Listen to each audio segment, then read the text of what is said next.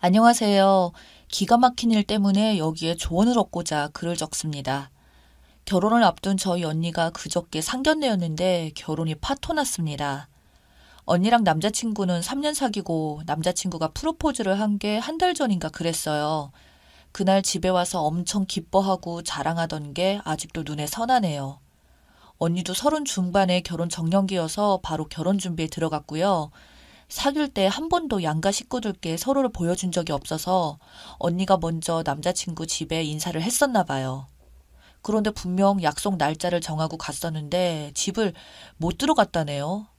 언니는 첫 인사라서 과일 포장도 유명한 곳에서 주문해서 들고 가고 나름 엄청 신경 써서 갔는데 왜 갑자기 왔냐는 시어머니의 반응에 한참을 밖에 서 있었다고 해요. 남자친구도 엄마한테 내가 말하지 않았느냐 그러면서 두 사람이 실랑이를 하는데 예비 신부가 인사 오는 날이 나름 중요한 날 아닌가요? 그런데 남자친구가 나와서 하는 말이 커뮤니케이션이 잘못된 것 같다며 엄마가 지금 화장을 안 하고 집이 준비가 안 되어 있으니 다음에 오라고 했다고 하는 거예요. 아니, 하물며 전달이 잘 안 되었다 하더라도 곧 가족이 될 사람을 집이 준비가 안 되었다는 이유로 밖에 세워두나요? 아무튼 그때는 밖에서 30분 정도 두 사람이 실랑이 하는 것을 기다리다가 결국 못 들어갔고요. 언니는 이해할 수 없는 상황 때문에 남자친구하고도 조금 다퉜는데 어찌어찌 넘어가고 다시 나를 잡아서 집에 가서 인사를 드렸나 봐요. 언니를 보자마자 시어머니가 하시는 말씀이 아이고, 우리 잘난 아들 마음 누가 뺏었나 했더니 이 아가씨였네. 이러더래요. 말씀하시는 뉘앙스나 표정이 좀 심상치 않았지만 그러려니 하고 그냥 웃고 말았는데 그 집 어머니가 이것저것 얘기하시다가 과일을 가지고 와서 칼이랑 접시를 언니 쪽으로 주더래요. 가만히 있었더니 과일 못 깎냐고 물어보셔서 어색하게 할 수 있다고 대답하고 과일을 깎았다고 합니다.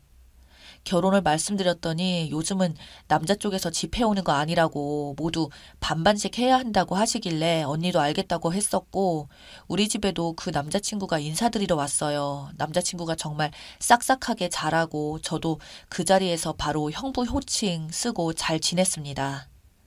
첫인상도 좋고 성격도 좋아 보여서 저 역시 진심으로 마음에 들었고요. 정말 남자친구분은 나쁘지 않은 것 같았습니다. 그리고 시간이 흘러 상견례 날을 잡게 되었고 그저께 상견례 날 우리는 한식당을 예약할까 했는데 그 집 어른들이 중식이 더 좋을 것 같다고 해서 중식당으로 예약하고 만났습니다. 남자친구 부모님, 누나가 나오셨고 우리 집은 부모님이랑 저랑 갔고요. 처음에 서로 인사하고 따님 잘 키우셨다, 아드님 잘 키우셨다 이런 덕담하고 음식을 먹는데 음식에 북경오리가 나왔거든요. 그런데 그 어머니가 갑자기 우리 엄마한테 땡땡 어머니, 오리 많이 드셨으면 좋았을 텐데 안 드셔서 빵점 어머니가 됐네. 이러셨습니다. 무슨 소리인가 다들 좀 벙쪄서 어색한 분위기가 되었죠. 알고 보니 오리가 뭐 스태미너에 좋은가 보죠. 그런데 우리 엄마는 그거 안 먹어서 딸만 둘 낳았다는 말이더라고요. 자기는 아들, 딸 낳았으니 200점 엄마래요. 그러면서 우리 언니한테 땡땡이는 200점 엄마 돼야 될 텐데 이러더라고요. 이게 뭔 헛소리인가 싶었습니다. 어린 제가 들어도 황당하고 분위기에 맞지 않는 말 같은 것이 시어머니 되실 분이 필터 없이 말하는 스타일인 것 같더라고요. 남자친구가 겸연쩍게 웃으며 한다는 말이 어머니가 아이들을 좋아하셔서 그래요. 이러면서 싹둑머리 없는 소리하고 앉아있고 저는 그때부터 불안해서 음식이 안 넘어가더라고요. 엄마 아빠도 웃음기가 사라지셨죠. 더 대박인 건 다음이었습니다.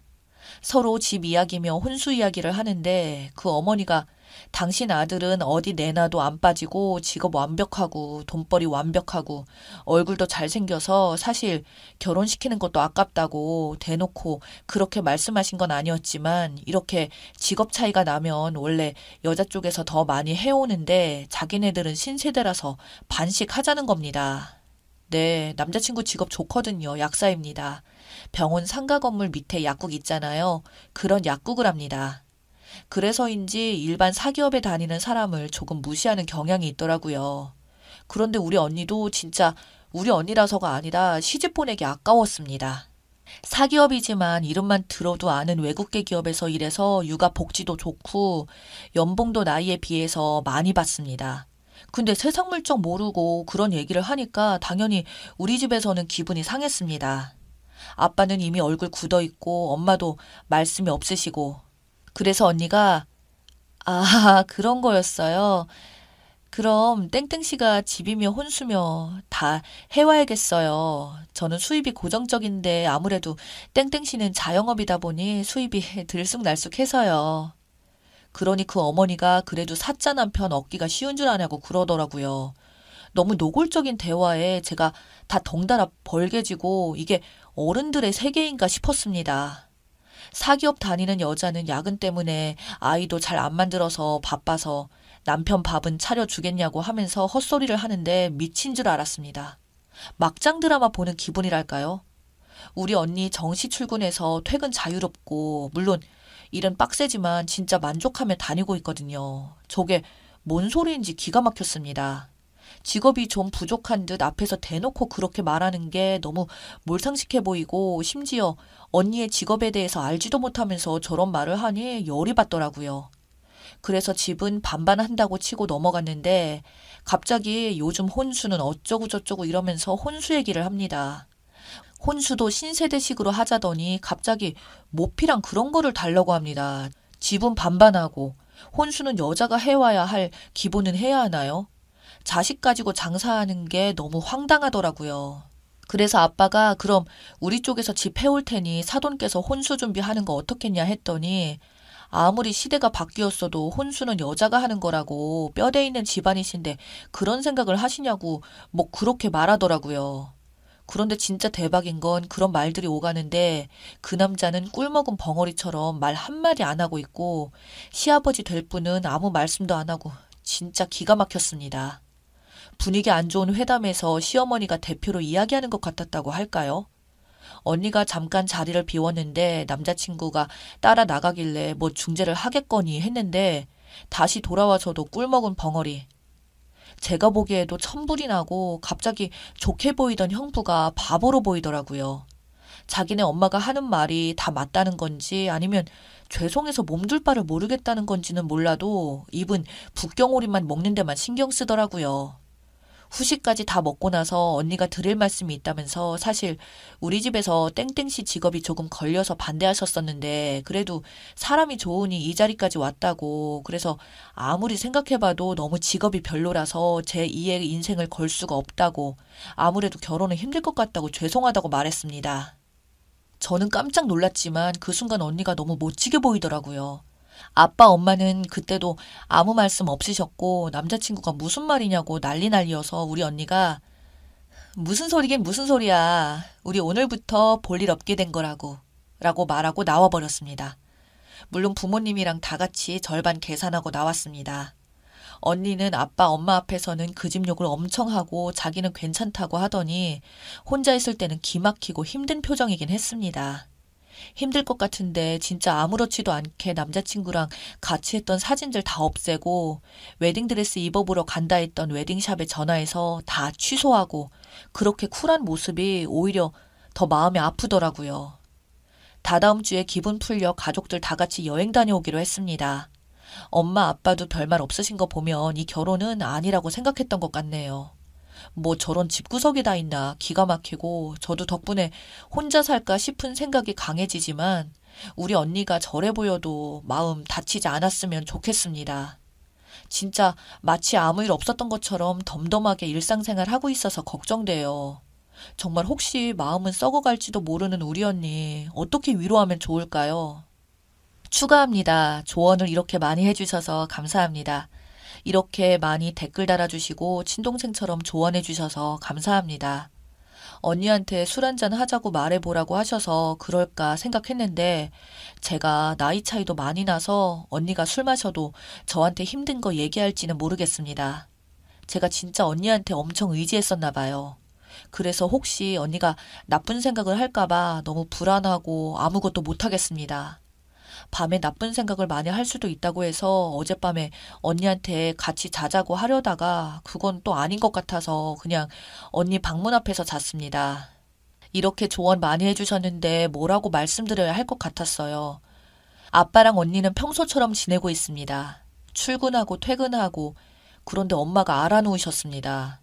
주변 친구들한테 딸 결혼한다고 자랑을 다 하시고 친척분들도 다 아는데 그런 것도 신경 쓰시고 무엇보다 딸 결혼이 파토난 거에 대한 상심이 크시겠죠.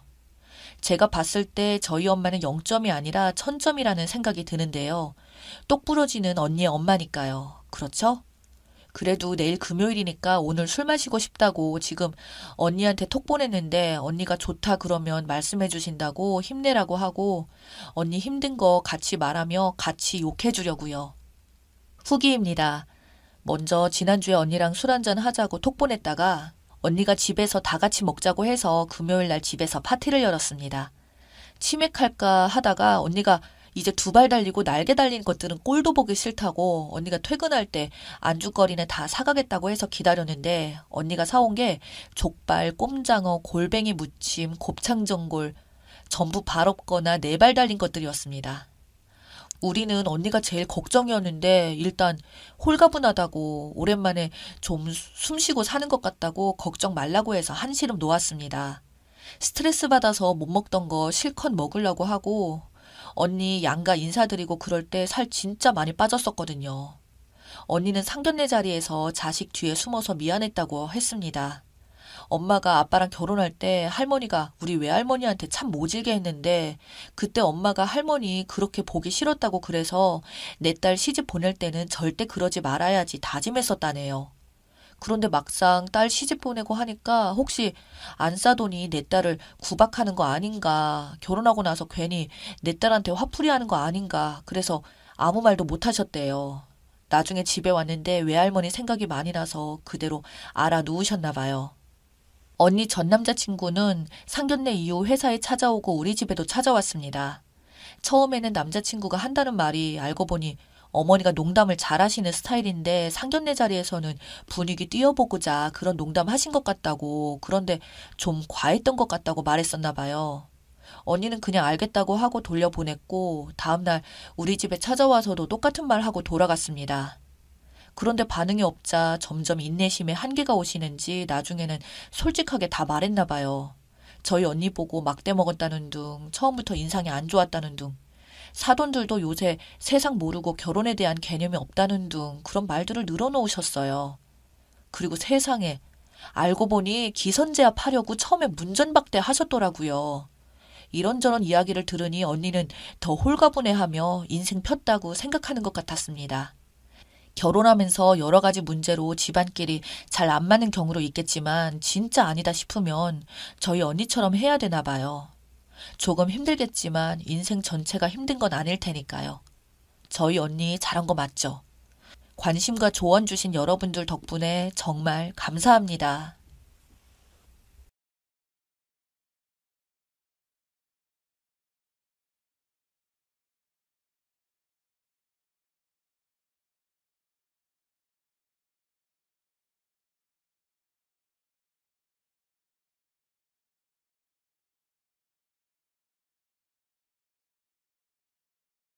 저는 60대 초반에 딸만 셋이나 둔 엄마입니다. 얼마 전에 막내딸이 사귀는 사람이 운영한다는 카센터를 다녀온 적이 있었어요. 더 정확히 말하자면 그쪽 아버지 되시는 분이 운영하는 것을 아들에게 물려줄 것이었는데 그 주변을 지나다가 궁금해서 가보고 싶었죠. 모두가 다 알만한 대형마트가 주변에 있기 때문에 장을 보러 온 사람들이 많이들 찾는 곳이라서 수익이 좋다고 들었습니다. 일부러 거기로 찾아가려고 했던 것은 아니었고 그저 일 보고 지나치다가 마트가 근처에 있어서 겸사겸사 들렸어요. 제가 항상 단골로 다니는 곳이 따로 있었던 거라 다른 곳은 가보질 못했습니다. 제 막내딸이 사귀던 남자친구는 실제로 본 적은 없었고 사진으로만 봤습니다. 제 생각에도 아직 결혼할 쯤은 아닌 것 같은데 헤어지지 않고 만나고 있는 걸 보면 결혼 말이 오고 갈 것 같았어요. 그리고 최근에 프로포즈 비슷한 것을 받았다고 한 걸 보면 당장 인사 온다는 말이 나올 것 같았습니다. 마침 제가 편하게 몰고 있는 차가 2007년식 아반떼인데요. 연식도 오래되기도 했지만 장거리 이동을 많이 했던 소형차라서 외관이 더 오래되긴 했습니다. 제가 바쁜 관계로 차에 관해서는 모두 남편이 관리하고 썼기 때문에 냉각수 공급도 아직까지 한 번도 직접 해본 적이 없어요.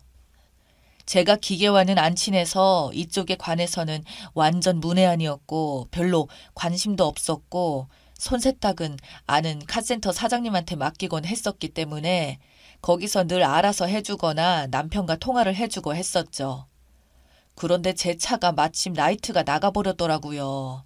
그래서 제 막내딸의 남자친구가 운영한다던 카센터를 찾아가 봤습니다. 평일이었는데 차들이 한참 밀려 있더라고요. 혼잡했는데 생각보다 바쁘구나 했습니다. 마트 가는 주차장 쪽에 위치해 있어서 접근하기 편리하더군요. 바깥에 있는 한 청년이 들어오고 있는 자동차 쪽으로 다가가서 인사를 하는 것 같은데 분명히 내 차가 들어온 것을 본 것 같은데 제 쪽으로 오지 않았습니다. 제 뒤로 화려한 새 차들에겐 다가가서 친절하게 수리하기 편한 쪽으로 주차를 안내하고 있더라고요. 처음이라서 몰라서 그냥 두고만 있었는데 조금 이상해서 손은 들고 불렀습니다. 그랬더니 알겠다는 듯이 고개를 끄덕이면서 잠깐만 기다려달라는 듯한 제스처를 보이더라고요. 오는 순서대로 해주는 게 상식이 아니었던가요? 조금 기다리다가 계속 제 뒤로 오는 차들만 봐주고 있길래 차에서 내려서 제 뒤에 왔던 차들 상담하고 있는 카센터 직원에게 불만 섞인 목소리로 말을 했습니다. 여기 이분보다 제가 먼저 와서 기다렸는데 왜 먼저 해주지 않는 거예요? 라고 했더니 상냥하게 웃으면서 그러더라고요. 네, 고객님. 이 사모님은 저희 센터의 VIP 고객님이라서요. 잠깐만 기다려주시면 곧 찾아가겠습니다. 죄송합니다, 고객님. 제가 원래 성질이 급하고 아무것도 하지 않고 기다리는 것을 굉장히 싫어하는데도 막내딸 남자친구가 운영한다고 한 곳이라서 상당히 인내심을 갖고 나름 기다린 것이었어요. 시간은 금인데 이렇게 남은 시간을 흘려보내도 되는 건가 싶어서 억울하더라고요. 그래서 좋은 말로 했습니다. 충분히 기다렸고 왜 뒤에 오는 사람 먼저 해주는 거냐고요. 네, 고객님. 여기 사모님과 상담 중이었으니까 마저 끝내고 바로 고객님 차를 봐드리겠습니다. 그렇게 해서 저를 거기서 10분 이상을 앞에 기다리게 한 후에야 겨우 저에게 그러더라고요. 기다리게 해드려서 정말 죄송합니다. 무엇을 도와드릴까요? 저 앞에 라이트가 안 켜져요. 예, 기다리시면 금방 해드리겠습니다. 라고 겨우 힘들게 접수를 했어요. 사무실 안에 지금 있는지 없는지는 모르겠으나 총 2명이서 일하는 것 같아 보였습니다. 저 2명 중에 한 사람일 텐데 마스크를 쓰고 있어서 누가 누구인지 모르겠더라고요. 처음엔 그러려니 했습니다. 그냥 VIP 고객이고 단골들은 프리패스가 있나 보다 했어요. 제가 다니는 카센터 사장님도 제가 찾아가면 직원한테 맡기지 않고 직접 나와서 저를 반겨주기도 했으니까요. 그런데 이건 좀 아니다 싶었습니다. 빤히 지켜보다가 때깔 좋은 차를 먼저 응대해주는 것 같더라고요. 이 차별받는 듯한 그 묘한 느낌이 상당히 불쾌했습니다. 세상에 무슨 배짱으로 고객을 차들로 차별하다니 아니다 싶더라고요. 금방 서비스 해준다던 말과는 다르게 한참 뒤에 왔던 외제차를 다시 수리하고 상담하느라 정신없더라고요. 속에서 열이 끓어오르는 것을 참자 참아보자고 다독이고 있었는데 도저히 제가 바쁜 관계로 포기하고 나와야겠다고 생각하고 기다린 시간이 억울해서 한마디 해주고 나오려고 했습니다. 그래서 내 뒤에 왔던 삐까 번쩍하는 신형 외제차를 타고 온 고객과 즐겁게 대화를 나누면서 차를 봐주고 있는 그 남자 뒤로 2사람에게 말했습니다. 이봐요, 기사님. 못하겠으면 못해준다고 하고 돌려보낼 일이지 이렇게 무작정 기다리게 하세요? 그때서야 생각이 난 듯 같은데 그러더라고요. 이거 죄송합니다. 고객님, 제가 바쁘니까 다른 직원분들께 부탁드려보겠습니다. 잠시만 기다려주세요. 라고 하면서 외제차를 들여다보던 그 친구에게 눈짓을 보내더라고요. 그 직원이 저에게 접수를 하셨나고 물었는데 그때는 정말 화가 나서 저도 인상을 쓰고 말했습니다. 이제 와서 접수를 했냐고 뭐 이따윈가 싶어서 그래서 제가 그랬어요. 이런 식으로 고객을 응대를 하시면 곤란하죠. 성함은요? 하며 또다시 제 이름을 물어보더라고요. 그러면서 바로 해줄 테니까 화를 풀려고 하는데 말하는 모양새가 귀찮은 듯 했습니다. 그리고 벤츠에 달라붙어 있는 다른 직원에게 뭐라고 귓속말을 하는데 제 얘기를 하는 것처럼 보였습니다. 마치 저 차주 아줌마 바쁘니까 알아서 그냥 좀 보내봐 하는 것 같았습니다. 제가 그 다음 스케줄이 있는데 속이 타고 있어서 5만 가지 인상을 다 쓰고 있었긴 했습니다. 이렇게 시간이 많이 지체될 게 없었거든요. 빨리 집에 들렀다가 옷도 다시 갈아입고 약속 장소에 도착해야 했기 때문이었기도 했습니다. 젊고 예쁜 외제차주 아가씨와는 수다 떨며 느긋하게 차를 들여다보고 있으면서 저는 뭐 대충 본체 만체 하더라고요. 제 차를 보더니 그 말만 했습니다. 고객님이 찾는 나이트 전구가 나갔는데 공인비가 3만 원입니다. 하시겠어요? 말투가 하기 싫으면 가라는 말 같더군요. 그래서 제가 그랬습니다. 하기 싫으면 가란 말인가요? 빨리 해주시기나 하세요. 제가 좀 바쁘다고요. 나중에 비싸게 했다고 뒷말하지 마세요. 먼저 사무실로 가셔서 결제를 하고 오세요. 영수증 가지고 오시면 바로 해드릴게요. 어이가 없었어요. 보통 서비스를 받은 다음 결제를 했었고 이제까지 여기에 있던 다른 차들도 서비스를 받으니 결제하고 있었고 외제차 차주 아가씨도 바로 술이 들어간 걸 제 두 눈으로 계속 지켜보고 있었는데 완전히 사람을 우습게 보고 하는 말로 바로 알아들었습니다. 귀찮으니까 그냥 가라는 말로 그때서야 깨달았습니다. 차도 연식 오래된 거지 같은 차를 몰고 왔고 행색 또한 노인 할매가 겨우 라이트 하나 교체하려고 인상 쓰고 눈치 없이 가지도 않고 진상짓을 한다고 생각한 거였죠. 더 이상 이런 대접을 받을 수 있을 수가 없다는 생각에 그냥 가겠다고 했더니 저를 앞에 두고 대놓고 그러더라고요. 아이고 할머니 그냥 가실 거면서 진작에 가실 일이지 왜 그렇게 죽치고 화를 내셨어요. 다음에는 나이트 전구는 손자한테 갈아달라고 하세요. 라고 비웃듯이 말을 하는데 복장이 터지는 줄 알았습니다. 고객님이 아니고 할머니요? 제가 없어 보이니까 다신 오지 않아도 좋다는 듯한 표정이더라고요. 저는 돌아 나오면서 생각했습니다. 여기도 얼마 못 가서 문 닫겠네. 그리고 그날 저녁에 막내딸을 불러서 오늘 낮에 있었던 일들을 말해 주었습니다. 막내딸은 그럴 리가 없다고 하면서 거기서 일하는 다른 직원들인지는 확인을 꼭 해야겠다며 다시 가보자고 했습니다. 그 다음 날 어제와 비슷한 시간에 갔습니다. 한번 태도를 보려고 차를 바꿔 탔습니다. 제가 손님 접대용으로 벤츠를 갖고 있었거든요. 사업을 하다 보니 귀한 손님들을 모실 때는 가끔씩 타던 차였습니다. 역시나 벤츠를 몰고 똑같이 입고 나가니 입구에 도착하기도 전에 바로 달려 나오더라고요. 어제 아반떼를 몰고 왔던 할망인지는 못 알아봤습니다. 고객님 어떻게 도와드릴까요? 나이트 전구가 나갔어요. 네, 신속히 처리해드리겠습니다. 라고 하더라고요. 그래서 제가 다시 물었습니다. 결제를 먼저 해야 하는 거 아닌가요?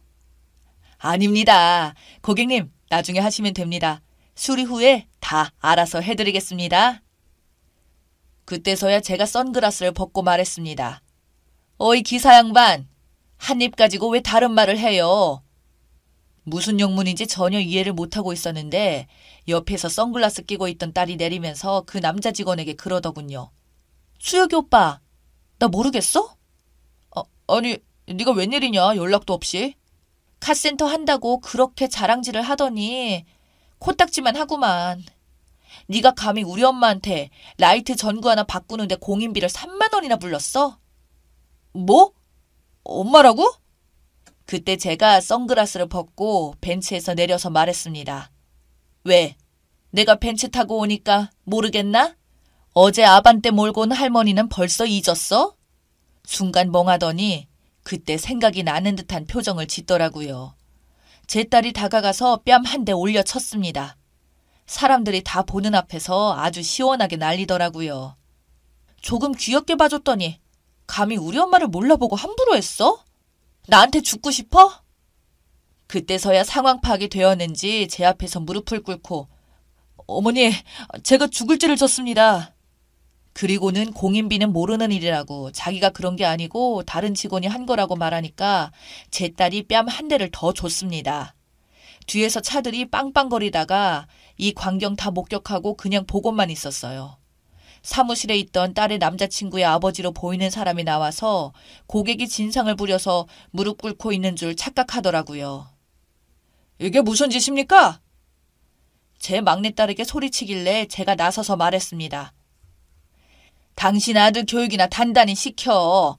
그렇지 않으면 어제 내가 당했던 일을 여기 마트 사장한테 올려서 쫓겨나가던지 방송국에다 제보하던지 할 테니까. 알았어요? 제 딸은 하려 했던 말을 다 못해서 씩씩거리다가 제가 그냥 가자고 하니까 마지막으로 남자친구에게 말했습니다. 야, 너희 아버지 앞이니까 내가 참는다. 인생 그렇게 살지 마.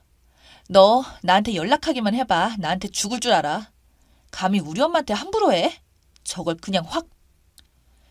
차에서 내려서 다들 구경이 났는지 서로 이렇고 저렇고 말들만 하는 것을 보고 남자친구 아버지 되는 사람도 90도 각도로 죄송하다며 용서를 구하더라고요.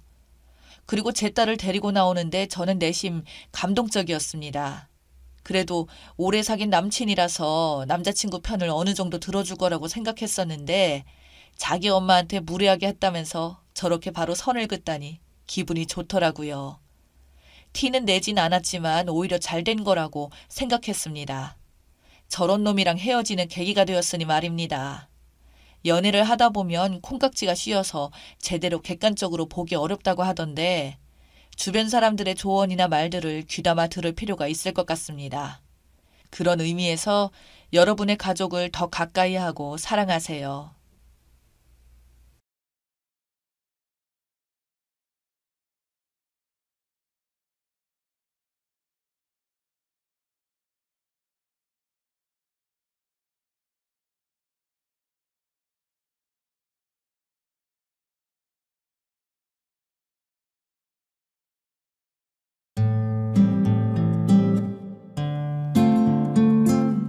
안녕하세요. 정말 너무 큰 고민이 있어서 이렇게 글을 올립니다. 읽어주시고 여러분이라면 어떻게 할지 제발 저에게 조언을 주세요. 부탁합니다. 저는 29살 내년에 결혼 예정인 예비 신부이고요. 남편 될 사람은 저보다 3살이 많은 32살입니다. 결혼 준비에 정말 많은 말썽이 있었지만 그래도 사랑하니까 결혼을 강행해 왔는데 다 날아가서 짧게 요약하자면 신혼집도 내가 살던 집이라 혼수 하나 없이 자기 집만 가지고 들어와서 살기로 했습니다. 그건 상관없었습니다. 근데 갑자기 시누이가 자기도 서울 살아보고 싶다고 우리 집에 들어와서 살고 싶다고 했습니다. 그건 안 된다고 거절했더니 그럼 너는 우리한테 해주는 게 뭐가 있느냐며 시어머니랑 자기 가방 해달라고 했습니다. 샤넬 거 아니면 안 된다고 하더라고요. 시누이 안 어립니다. 나이 34살이고요. 번외로는 시댁에 내 차 타고 갔더니 시아버님이 언제 바꿀 거냐고 물어보십니다. 19년도에 뽑은 차라 5년에서 7년은 타야 할 것 같다고 말씀드렸더니 근데 3년만 타고 차를 주면 안 되겠냐고 하더라고요. 자기도 이런 차 타보고 싶었다고. 제 차 제네시스 G70입니다. 그렇게 대단한 차 아니라고 말씀드리는 겁니다. 심지어 팔라는 것도 아니고 달라고 하십니다. 그 외에도 진짜 별일이 많았습니다. 그래도 결혼을 강행했어요. 왜냐? 사랑하니까. 근데 진짜 운명의 장난인지 얼마 전에 회사가 모회사랑 인수합병이 되었습니다. 근데 모회사에서 아는 얼굴이 있는 것입니다. 예전에 다른 나라로 교환학생 갔을 때 그 나라 유학 중이던 분이셨습니다. 코리아 장녀라 오빠라는 단어가 어색합니다. 한국인이 별로 없는 학교여서 친하게 지냈는데 내가 한 학기만 교환학생으로 간 거라 난 일찍 한국으로 돌아왔고 둘이 이성적인 그런 사이는 아니었는데 그 당시에도 아주 좋은 사람이라 감히 좋아할 엄두는 안 내고 지인으로 두면 좋겠다라는 생각을 했습니다. 아시아는 약간 차별 두는 게 있는 나라였는데도 그분은 학교 내에서도 인싸고 인기 많았고 진짜 에릭남 같은 성격이었습니다. 에릭남 나오는 거 보고 그분 생각이 가끔 났습니다. 잘 지내시나? 이런 식으로 그분이 먼저 날 알아보고 놀라면서 인사를 하는데 어색한 와중에도 너무 반갑고 고마웠습니다. 다같이 밥 먹고 카페에서 이야기하는데 내 동기 중에 한 명이 저번 주에 결혼한 대리가 있었습니다. 그 얘기가 나오면서 나도 내년에 결혼하는 결혼한다는 이야기를 했습니다. 그래서 그분도 내가 내년에 결혼할 사람이라는 것을 알고는 있습니다. 인수합병 기념으로 다 같이 회식을 했는데 심지어 집 가는 방향도 같고 바로 옆 동네라 파하고 같이 집에 가게 되었습니다. 근데 그분도 한국에 와서 내 생각이 많이 나서 연락하고 싶었는데 SNS도 찾을 수 없고 이메일도 보냈는데 내 이메일이 꽉 차 있어서 수신이 안 된다는 메시지만 왔다고 했습니다. 그래서 내가 지금이라도 이렇게 만나서 다행이라고 친하게 지내자고 했고요. 그 후로 직장 동료로서 좀 친해지게 되어서 야근도 같이 하게 되면 저녁 같이 먹고 그랬습니다. 근데 이번에 내가 예비 신랑이랑 진짜 크게 싸우게 되었습니다. 시부모님이 갑자기 서울에 오셨는데 지금 우리 회사가 공장 새로 생긴 게 있어서 진짜 엄청나게 바쁩니다. 공장 실사 나가 있는데 시부모님한테 전화가 왔습니다. 처음에 못 받고 부재중 전화가 있어서 바로 전화했는데 시부모님이 전화를 안 받으십니다. 난 서울에 계신지 모르는 상황이고요. 그래서 그냥 안부 전화인지 알고 다시 전화를 안 했고요. 다시 미팅하고 거래처별 물량 정리하고 진짜 너무 힘든 날이었습니다. 근데 저녁 먹는데 남편한테 전화가 왔습니다. 우리 엄마 아빠가 서울 왔는데 너는 전화 안 받아서 엄마 아빠가 길도 모르고 헤매고 자기가 반차를 써서 겨우겨우 모셨다는 말이었습니다. 나도 일 힘들고 되게 격해져 있는 상황에서 심지어 공장 서울 아니라 경기 외곽이어서 그땐 서울도 아니었습니다. 네 부모님이 서울에 연락 없이 온 게 잘못 아니냐, 그리고 나도 일하는데 반차 쓰고 내가 모셔야 했다는 거냐 물어보니 우리 부모님이 왔어도 그런 태도였을 거냐고 물어보길래 우리 가족은 서울 사람들이 연락 없이 갑자기 찾아올 리 없다. 그래서 난 이해가 안 된다. 대충 이렇게 말했습니다. 근데 문제는 그분이 통화 내용을 다 듣고 계셨으면 내가 하는 말을 다 들으신 거라 아마 남편이 무슨 말을 하는지도 추측이 되었을 것입니다. 내가 표정이 안 좋았는지 괜찮냐고 물어보시길래 그냥 괜찮고 가끔 이런다고 신경 쓰지 말라고 했습니다. 그리고 어제 그분이 나한테 자기가 정말 오지랖인 것 같아서 말을 안 하고 생각만 하려다가 이야기를 하는데 내가 결혼해도 도저히 행복할 수 없을 것 같다 말씀하셨으면 정말 남이라 자세한 내용을 몰라서 엄청난 신뢰인 것도 알고 있다. 대충 이렇게 말씀을 하셨는데 근데 나는 그게 너무 눈물이 났습니다. 그분 태도도 너무 조심스러웠고 뭔가 배려받는 느낌은 너무 오랜만이라 잔뜩 긴장하고 있던 게 풀리는 기분이었습니다. 그래서 눈물을 참아도 눈물이 조금 났습니다. 그래서 어제 반차 쓰고 오랜만에 쉬고 오늘 출근을 했는데 그분이 메신저로 오늘 저녁에 시간 괜찮으면 저녁 먹고 가자고 연락이 왔습니다. 근데 지금 너무 죄책감이 듭니다. 왜냐면 난 남편 될 사람이 있고 내가 이분한테 지금 호감을 느끼고 있는 게 느껴지기 때문입니다. 남자친구와 헤어진다고 해도 이유가 이 사람이 되면 안 된다고 생각했고요. 그래서 거절을 했습니다. 너무 마음이 뒤숭숭하고 오늘은 비까지 오는데 나 같은 경우면 여러분은 어떻게 하실지 너무 궁금합니다. 중간에 음슴체로 바뀐 것도 양해 부탁드립니다. 제발 조언 좀 부탁해요. 후기입니다. 안녕하세요. 바쁘고 정신없고 거기에 회식에 뒤숭숭할 틈도 없이 바빠서 지금에야 후기 아닌 후기를 남기게 되었습니다. 우선 지금 동거 중이 아니냐, 남편과 시부모라는 말이 너무 익숙하다. 전 남편과 될 사람과 7년 연애를 했습니다. 그래서 남편이라는 호칭과 시댁이라는 호칭이 익숙합니다. 또한 간결하고 급하게 쓴다고 앞에 예비 남편, 예비 시부모님이라는 말을 생략하여 이런 오해가 있었던 것 같네요. 물론 제가 본집에서 나와 따로 살고 있을 때 제 집에 자주 온 것은 맞으나 같이 살고는 있진 않습니다. 같이 살자는 말은 몇 번 나왔지만 결혼 전에 살림 합치고 싶지는 않았습니다. 결혼 이야기는 1년 전에 나왔고 전염병 때문에 식이 미뤄진 것도 아닙니다. 식은 내년 5월 예정입니다. 처음부터 제 남자친구가 이러한 사람인 건 아니었습니다. 연애와 결혼은 다르다는 것을 정말 많이 알게 된 계기입니다. 남자친구는 본인의 가족을 아끼며 사랑하며 저도 그래주길 원한 것 같습니다. 둘째, 주작이다. 29살에 돈을 어떻게 모으느냐 하시는 분들도 있으셨는데요. 제가 사는 집은 아주 허름한 고옥입니다. 제가 세입해 있는 건물의 건물주가 망하여 이에 유차로 제가 빚을 내고 낙찰받아 시세보다 저렴하게 매매하였습니다. 현재 대출금은 건물가액의 20% 정도 남아있으나 부동산 대출의 경우 대출 이자율이 훨씬 낮기 때문에 천천히 갚아갈 생각입니다. 건물이라고 해서 큰 건물이 아니고 2층짜리 건물이며 16평, 16평에서 32평짜리 건물이기 때문에 엄청나게 대단한 것이 아닙니다. 또한 차도 부모님이 주신 차를 팔고 구매한 것이기 때문에 현금 3천만원 정도만 들었습니다. 시누이 가방은 해줬느냐?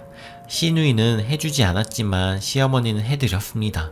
가족이 될 사람이라고 생각했거든요. 네, 여러분 저 파혼했습니다. 너무 전화가 많이 와서 오늘 번호도 바꿨어요. 예식장 예약금과 샤넬 가방 날렸는데 그 500만원으로 제 인생이 더 행복해졌다고 생각하려고요. 첫사랑이고 저도 물론 모자란 부분이 많습니다. 제가 글을 쓰는 화자가 되어 글을 써 돋보이게 보이도록 쓴 거죠. 사랑했던 사람이고 사실 지금도 많이 사랑합니다. 7년간 하루를 빠짐없이 사랑했네요. 30살 전에 결혼하겠다 이런 것도 아니라 오래 사귀었고 사랑해서 결혼 결심했습니다. 진짜 오로지 그놈의 사랑이었습니다. 결혼 준비 시작하고 나서는 하루도 말썽인 적이 없었던 적이 없습니다. 그러면서 점점 현실적인 문제들이 보이면서 정이 떨어지고 있는 와중에 좋은 사람이 제 눈에 보이기 시작했던 것 같네요. 근데 그 좋은 분하고도 잘 될 생각은 없습니다. 지금 너무 지쳤고 물을 마셔도 목이 말라요. 소관이 타고 있는 기분인데 그래도 무덤덤하고 사실 아직 감흥이 없습니다. 설레는 감정도 없고 불안한 감정도 없어요. 그런 아무런 감정이 없다고 해야 하나? 잘 모르겠네요. 체중계 올라가 봤는데 살이 7kg가 빠졌더라고요. 결혼 준비하면서 다들 다이어트는 파혼 다이어트가 최고인 것 같네요. 아직 회사에는 파혼 사실을 알리진 않았습니다. 오늘 밥 먹을 때 말하려고 했는데 말 못하겠더라고요. 다들 모두 감사했습니다. 저 자신도 더 좋은 사람이 되려 노력하겠습니다. 흔들리지 않고 그냥 제일 사랑하고 그러려고 공부하고 대학 나온 거니까요. 조언해주신 모든 분 너무 감사드립니다. 댓글입니다. 정말 너무너무 잘했어요. 잠깐 쉬어요. 너무 많이 시달려서 휴식이 간절해 보입니다. 드디어 벗어났다는 해방감 너무 축하합니다. 이제는 언니 인생을 사세요. 잘하셨습니다. 제가 판에서 항상 이야기하는 결혼 전에 절대 동거하지 말라고 했는데 동거도 안 했고 끌려다니면서 할 수 없이 결혼하는 것도 절대 아닙니다.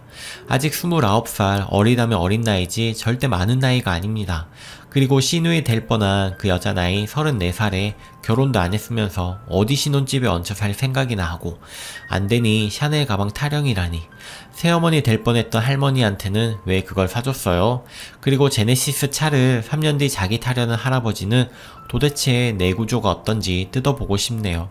달라면 줄 생각이라고 생각했다며 무슨 생각이었는지 궁금하네요. 차에 대한 로망이 대단한 것 같은데 이런 놈들이 허위 매물 딜러한테 걸려서 된통 당해봐야 합니다. 댓글 3. 진짜 잘했다. 그런 집구석에 시집가는 건 본인 인생 본인이 시궁창에 처박는 거예요. 저는 그 정도가 아니었는데 결혼하고 나니 그런 짓들을 하더라고요. 몇 년 시달리다 시부모고 뭐고 난리를 치고 뒤집어 엎어버리고 대면 산답니다. 남편도 지 부모밖에 모르고 전 결혼 후회합니다. 남편한테 정 떨어져서 접촉도 없이 산 지는 이미 오래됐고 애 하나 있어서 애 때문에 살고 있습니다. 그러고 살고 있어요. 님 그 집에 시집가면 저보다 더 심한 꼴 나면 심한 꼴 나고 정말 불행해져요. 그리고 그 잘난 남자 만나세요. 갈아타서 결혼하세요. 님께 그런 말들을 할 정도면 님한테 마음이 확실히 있는 거고 좋은 남자 만나 잘 사세요. 하늘이 도왔습니다. 오늘의 사연은 여기까지입니다. 여러분의 생각은 어떠신가요? 오늘도 행복한 하루 보내세요. 그리고 구독, 좋아요도 꼭 눌러주세요. 감사합니다.